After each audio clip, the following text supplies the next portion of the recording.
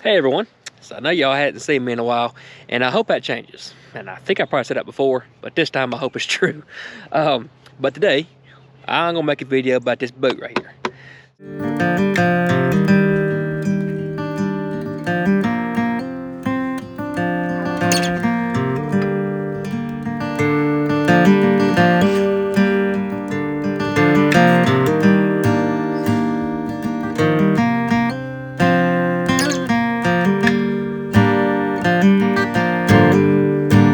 Me and my dad kind of share this boat. He was going to get rid of it because he didn't use it as much, so I kind of made a little deal with him and said, Dad, I'll take care of the boat if you'll just keep owning the boat. So we kind of struck up a deal here. But the boat sat for about a year or so without being ran. And like everything, that don't run, you got to crank it, click, click, click, you know, because machines that are made to be run need to be run. So I took the boat out the other day and it was going fine. Back then, I changed the batteries first and fired the engine up and everything was going good here at the house. But when I got to the lake, it was going good then too, until I got about a quarter mile or so from the boat landing. And I cut it off. You're just gonna see how everything was sounding, how everything was floating. I was checking out the trolling motor and everything like that. And I went to go crank it back up and I heard nothing. Like it just was nothing on the switch. And then I said, I kind of thought to myself, that's kind of strange because it was just working literally 30 seconds ago. So I did it again, click, click, and then it fired. I thought, okay, we're good to go. Well, then it got a little scary. As I crunk it, and the starter started turning, cranking the motor. Well, it wouldn't stop cranking the motor. Like I had my hands completely off the ignition, and it still just whoa, like the motor's trying to crank. Like the starter had constant power.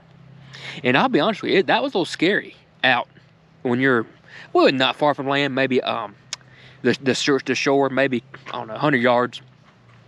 But still, when the boat's constantly cranking and you can't stop it, you don't know if something's gonna catch on fire or something's gonna blow up. It was kind of scary, I'm not gonna lie. And I had my family on the boat with me. Not sure if that was a good idea, but you live and you learn. But didn't think it would really have a problem, to be honest with you. But I kind of rigged it up to where I could crank it like it was. So to stop it from cranking, like that, I had to go back there and turn the batteries off completely. And when I done that, everything shut off, of course. But then when I would cut the batteries back on, it would crank.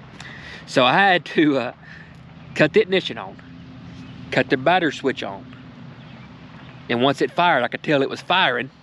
I cut the battery switch back off and it was running. So basically I was just cutting the starter off and on pretty much. And I was able to get it back on the trailer and I got it back on and everything's fine.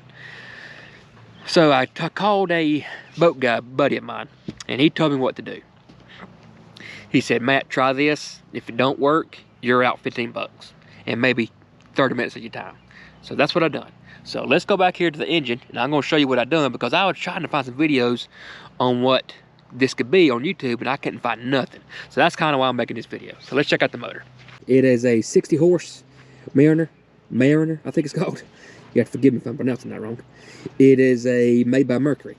I think some of them are made by Mercury and some of them are made by Yamaha or another brand, I think. But this one's made by Mercury.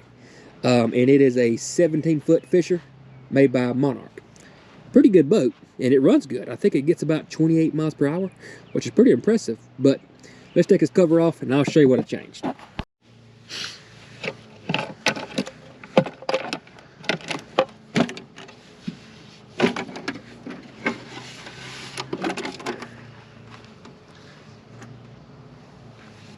Now, this little dude right here, that is the starter solenoid. That's what was causing all the problems. That is the starter solenoid, and that's what is causing all the problems.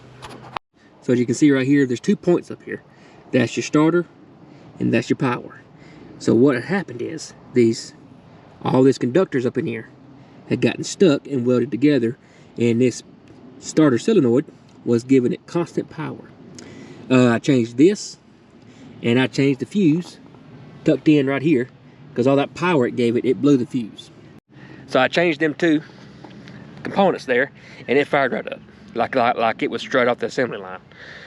I haven't given no problems yet. I hadn't had it out to the lake yet, but I've had the muffs on the engine and let it run. I cranked it like 20 times just to make sure it's all good. So something else that had happened that caused that issue is the relays for the tilt, up and down tilt. I guess it's up constant power.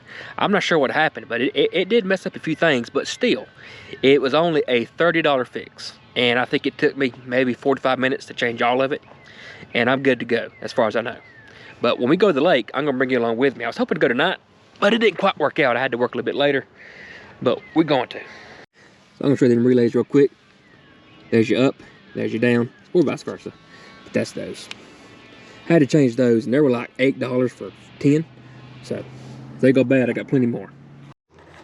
But guys, if you got a boat engine that has a constant start, check that starter solenoid. I hope this helps you out. But on another note, this is my daughter. This is my oldest daughter. I think you know my kids. They've been in my videos quite a bit. But anyway, if it's the first time you're watching me, go back and watch my videos. I'd appreciate it. Hit that like and subscribe button, because we are hoping to post more, upload more videos on a more regular basis. But we're planning to do some fishing with this boat. That's the plan, anyway. Emery, this is Emery, by the way. She loves the camera. She's made for it, unlike me. But guys, we'll see you on the next one, and I do plan on taking y'all along with us when we go try this boat out for the second time. We're gonna hope good. Emery will probably be with me. We'll see you then. Thanks for watching.